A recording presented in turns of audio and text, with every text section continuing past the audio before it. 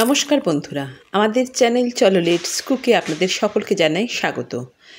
আজ আমি আপনাদের কাছে নিয়ে এসেছি একটি রেসিপি, বাঙালির প্রিয় মিষ্টি পান্তুয়া। ভাজা মিষ্টি প্রত্যেকের প্রিয় আমাদের।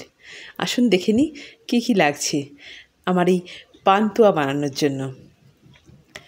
আমি এখানে 3 প্যাকেট দুধের ছানা, মোটামুটি 300 গ্রাম হয়েছে ছানাটা নিয়ে নিয়েছি। এর সঙ্গে ময়দা নিয়েছি, খোয়া নিয়েছি, এর সঙ্গে চিনি, আর এর সঙ্গে বড় এলাচ গুঁড়ো করে নিয়েছি, একটু বেকিং সোডা সামান্য পরিমাণ নিয়েছি। ছানাটাকে প্রথমে ভালো করে মেখে নেব। হাতের তালু দিয়ে ভালো করে মেখে নেবেন। ছানার যে দানা দানা অংশগুলো থাকে সেগুলো পুরো ভেঙে দিতে হবে। এরকমভাবে একটু প্রেস দিয়ে দিয়ে মেখে নেবেন। পুরো ছানাটা নরম একটা স্মুথ একটা হয়ে যাবে। এটার সঙ্গে আমি অ্যাড করব 4 থেকে 5 টেবিল চামচ মতন ময়দা নিয়েছি। সেই ময়দাটা আমি অ্যাড করে দেব। দেখবেন ছানাটা মাখা হয়ে যাবে, তখন বুঝতে পারবেন যখন ছানাটা থালা থেকে পুরো উঠে চলে আসবে আর থালার গায়ে একটুও লেগে থাকবে না।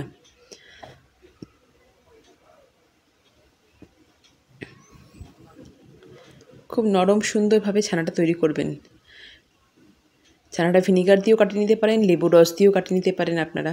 আমি ভিনিগার দিয়ে কাটিয়ে নিয়েছিলাম। আর ভালো করে ছানাটাকে কাটিয়ে নেওয়ার পরে ভালো করে ধুয়ে নেবেন, নাহলে ছানার যে টক জলের জন্য কাটছে ছানাটা, সেটা থাকলে টেস্টটা মিষ্টির ভালো হবে না।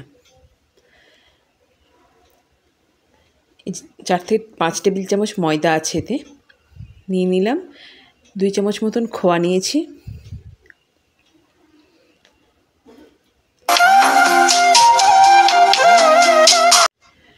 চিনির যে গুঁড়োটা ছিল সেটা দিয়ে দিলাম।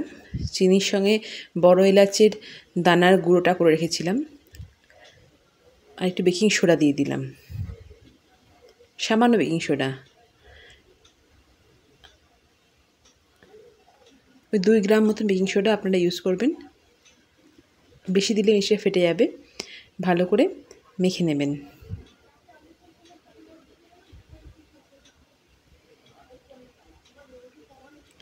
তারপর ছোট ছোট বল বানিয়ে আপনারা তেলের মধ্যে ভাজবেন। আমি এখানে ছোট ছোট, এতটা ছানার তো বল একসাথে ভাজা যাবে না, ওই জন্য আমি অল্প অল্প করে বল ভেজে নিয়েছি।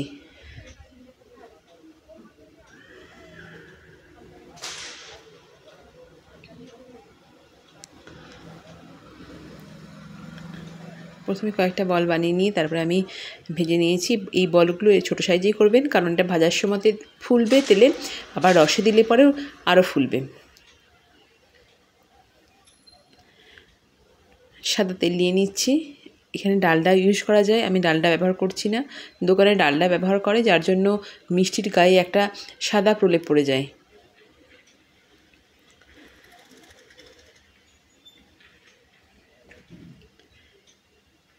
একটু বেশি করে তেলটা লাগবে ভাজার জন্য, এবং খুব হালকা গরম করবেন, বেশি গরম তেলে দেবেন না, খুব হালকা গরম হবে। আর রসটাও করবেন খুব পাতলা করবেন না, হালকা একটু মোটা দিয়ে করবেন। রসগোল্লা রসের মতন খুব যেন পাতলা রস না হয়।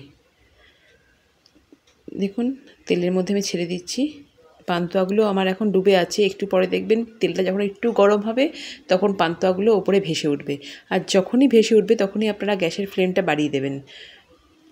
যখন ভেসে উঠবে তখন গ্যাসের ফ্লেমটা বাড়িয়ে দিলে পরে পান্তুয়ার বলগুলোতে ভালো করে ভাজা হবে, এবং লাল লাল যখন কালারটা ধরে আসবে তখন আপনারা আবার ফ্লেমটাকে পুরো কমিয়ে দেবেন।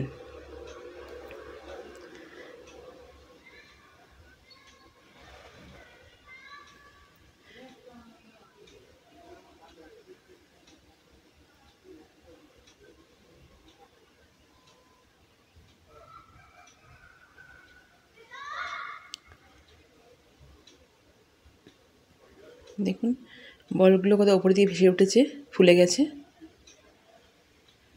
এই যে হালকা লাল লাল কালার এসছে, এই সময় আপনারা ফ্লেমটাকে কম করে দেবেন। কম করে দিয়ে অনেকক্ষণ ধরে ভাজবেন, কোনো তাড়াহুড়ো করবেন না, খুব ধীরে ধীরে ভাজবেন।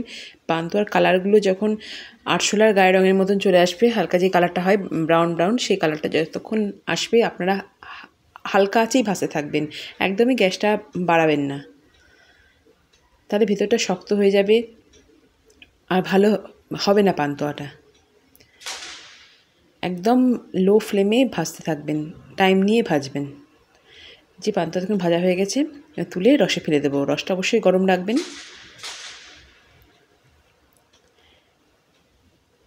ফেলে দেওয়ার পরে রসের মধ্যে একটু ডুবিয়ে দেবেন পান্তুয়াগুলোকে।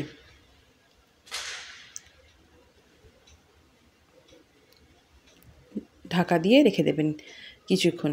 যখন দেখবেন 15 মিনিট 20 মিনিট ঢাকা দেওয়ার পর ঢাকাটা খুলে দেখবেন যে পান্তুয়াগুলো একটু নরম নরম হচ্ছে কিনা, বুঝতে পারবেন নিজেরাই যাতে রস ঢুকছে কিনা। যদি দেখেন যে পান্তুয়াগুলো নরম হচ্ছে না, শক্তই হয়ে আছে, তখন গ্যাসের ফ্লেমটা জ্বালিয়ে দিয়ে একটু ভালো করে 2-3 মিনিট মতন ফুটিয়ে নেবেন।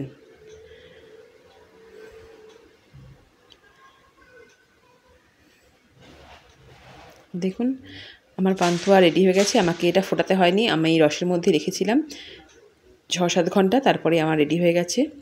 দেখুন একটা দেখে নিচ্ছি পান্তুয়াটা কতটা নরম হয়েছে, দেখুন কতটা সফট হয়েছে পান্তুয়াটা, ভেতরে পুরো রস ঢুকেছে, বুঝতেই পারছেন। আপনারাও চেক করে নেবেন। দেখুন কেটে দেখাচ্ছি ভেতরটা কতটা জুসি হয়েছে, দেখুন কতটা সফট হয়েছে পান্তুয়াটা, ভেতরটা পুরো রস ঢুকে গেছে। আপনারা অবশ্যই বানাবেন বাড়িতে, প্রত্যেকে বানাবেন এবং আমাকে জানাবেন কেমন লাগলো, বানিয়ে কেমন লাগলো। আমার পেজ লাইক করুন, কমেন্ট করুন, সাবস্ক্রাইব করুন, সকলকে শেয়ার করুন। আরও নতুন নতুন ভিডিও দেখার জন্য আপনারা থাকুন আমার পাশে। Thank you. খুব ভালো থাকবেন, সুস্থ থাকবেন।